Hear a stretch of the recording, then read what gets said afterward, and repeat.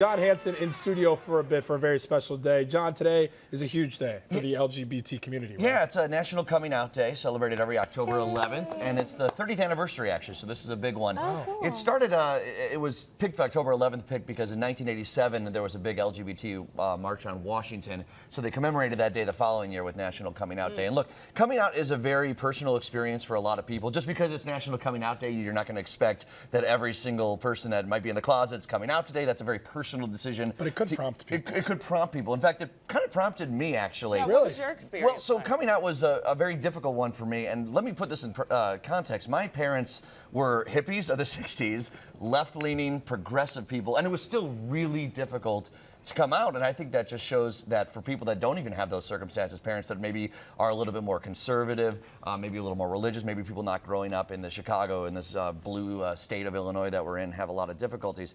But the first step is coming out to yourself. You know, that's I think what people don't understand about coming out. It's not just one day you decide. It's a process. You start to realize that you are different than other people. You start to realize that you come out and you're okay with it yourself. You start to tell some people, and then coming out is a daily thing. I mean, honestly, there isn't a day or a week that goes by that you have to explain to someone that, no, you know, I don't have a girlfriend, I don't have a wife, I'm gay, I have a boyfriend. So it's a very intense process that kind of happens over and over and over again. But what I wanted to share with you guys, if you guys are okay with it, is I can distinctly remember the moment that I decided that I was no longer going to live a lie. And it was a late night, my sophomore year in college.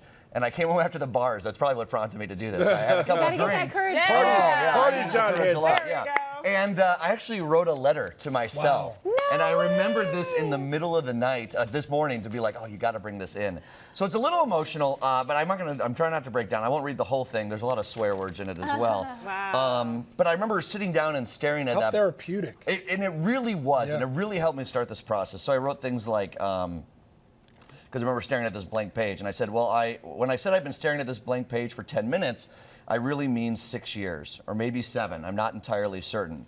I can't pinpoint the moment that I knew I was gay. Just then, writing that down, it sent chills up my spine. I've never told anyone I'm gay, though I've wanted to for some time. Of course, I'm scared my friends will look at me different. I'll disappoint my family. But what is almost equally as frightening is that my life will never be the same. And it wasn't. And this is the really sad part. I wrote, I've known for some time that I'll never be married, never have a son, never run for president. I just always thought I could fake it. But lately something has been happening. I can't continue to live a lie for much longer. Each day I fake being straight as another day I tell my true self that who I am is less valuable. It sucks. The really positive thing is it was an amazing. You could never get married. You thought you could never have a kid. You thought you could never be the president. And I think that speaks to how wonderful the change has been. Yes. And we still have a long way to go. And that's why that was 2005. That was 2005. Which ain't that long ago. It isn't really that. But I really felt that way. And you know, I was blessed with a great family. And you know, so slowly but surely I started telling some people, then eventually my family, which is a whole nother story, which is really funny, and they were really sweet. And everyone, for the most part, has been really great. But that's my experience. Can I add another layer to that? You also have had to come out on television. Yeah. You're living as a media personality, and there are a lot of TV people in the business that don't show that side of themselves. They're in the business, and we know them because we work behind the scenes with them, but they don't publicly show that on camera and just be who they are. Yeah. And you do that. I can't think of anyone else in this market, in the Chicago market, that's doing that. Well, I appreciate you for saying that. I got to appreciate, obviously, you guys in the station for being so supportive of that sort of mission. It's always been the case since I started working here. But, you know, there's a lot of people that aren't in this circumstance. So today what we're going to be doing is I'm going to actually be driving up to the Center on Halstead, which is a great resource on the north side of Chicago for everyone in the city and beyond, for people that maybe are coming out. Maybe this day will prompt you to do it, maybe not, but it should be a day where we celebrate, obviously, the diversity we have in this community, and we'll be talking to a lot of cool people. In fact, another person I'll be chatting with in just a little bit might be coming out for the first time, and he's a little bit older. Not the first time to anyone, but publicly. That's fantastic. That's well, another thing worth noting is you will get married one day. If you want to, you will have kids one day. And it's John Hansen. The guy could become president one day. Let's be honest. Guys, I shared my story earlier with you. It's a big day for a lot of people in the LGBT community. And when you think about the LGBT community, especially here in Chicago, one of the first places you think of is the Center on Halstead. Tico, how you doing here this morning? Good morning. Thanks for coming over. Everyone knows you as Tico. Your name is Modesta Valle, and you're a big part of the center here. For those that don't know what the Center on Halstead is, why don't you explain it to our viewers? So we are proud, I am proud to be the leader here at Center on Halstead, the largest Midwest gay and lesbian, bisexual, transgender, queer community center.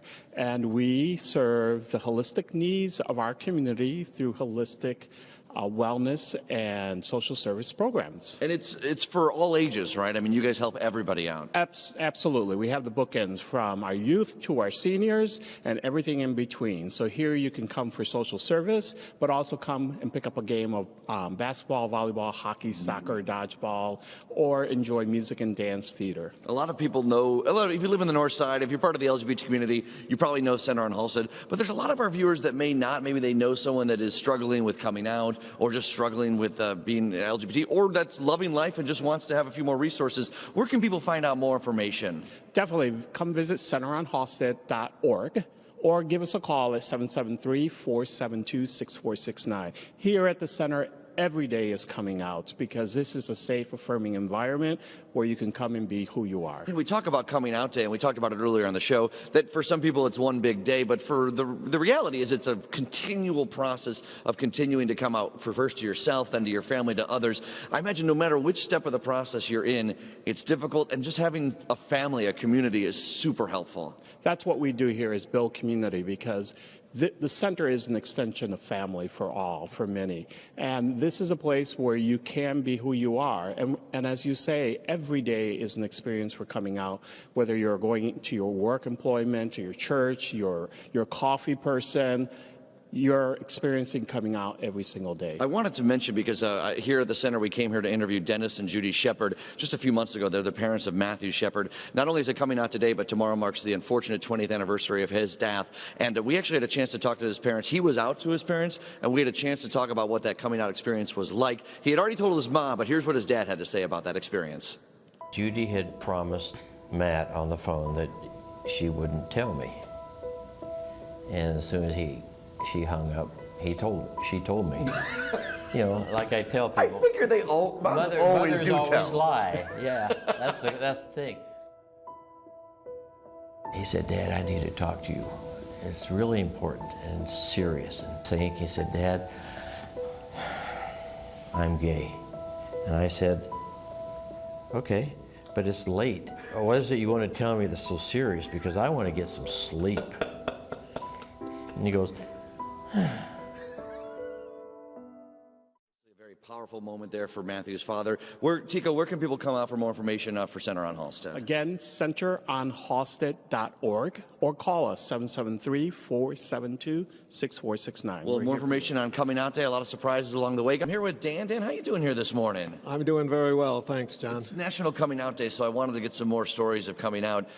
You're in your 70s right now, young 70s, of course, and you didn't come out until you were 45 years old, obviously a much different time, and you were, it was in 1990. Walk us through, I know that you had spent time at Catholic schools, you went to DePaul, you're from the area. What was that process like? Was it difficult? What was the moment? What were those moments like? Well, it was difficult originally, but it didn't take long. I got involved in a fellowship down here in Boys Town, and in no time started feeling right at home. I had friends who brought me into the gay world, which I knew nothing about. I'd never heard of. Then there was a whole community. Oh, my God. Oh, Boys Town. Thank God for Boys Town. This was before the Center on Halsted. Right. What was that? So the process obviously was difficult. I'm sure that you had some difficulties along the way. But to people that are watching out there that might be struggling with the thought of coming out, what would your advice to them? Listen to your heart, be yourself, and find people who will help you be yourself. So it's obviously been a lot of changes since 1990. Did you ever envision a world where we'd have so many different rights? Obviously, the struggle continues, and we have a lot more way to go.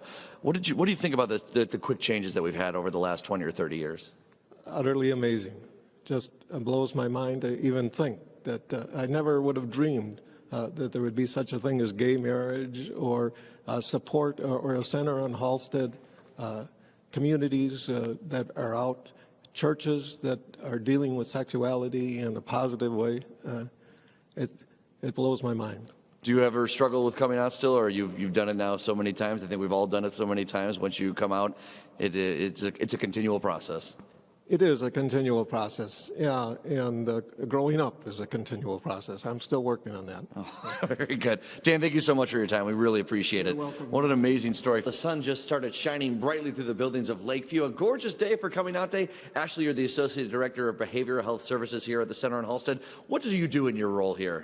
I see clients, I train trainees, I do fun administrative things, but mostly work with clients. So when you talk with people that about coming out and the coming out process, for people maybe that don't understand, oh, just be yourself, coming out, it should be so easy. Why is it so hard for people to come out? I mean, we still live in a world that isn't always accepting, and it's a risk. It's a risk to tell the people that you love and to not know will they still be around after you tell them. Also, just not knowing what people's initial reaction will be can feel scary. And speaking your truth can be powerful, but it can also be really difficult. Do you have any advice for people maybe that are watching this and are thinking about coming out, or they have friends and family that are, to make that process, I don't know if easier is the right word, but just more truthful and honest with themselves and maybe safer too?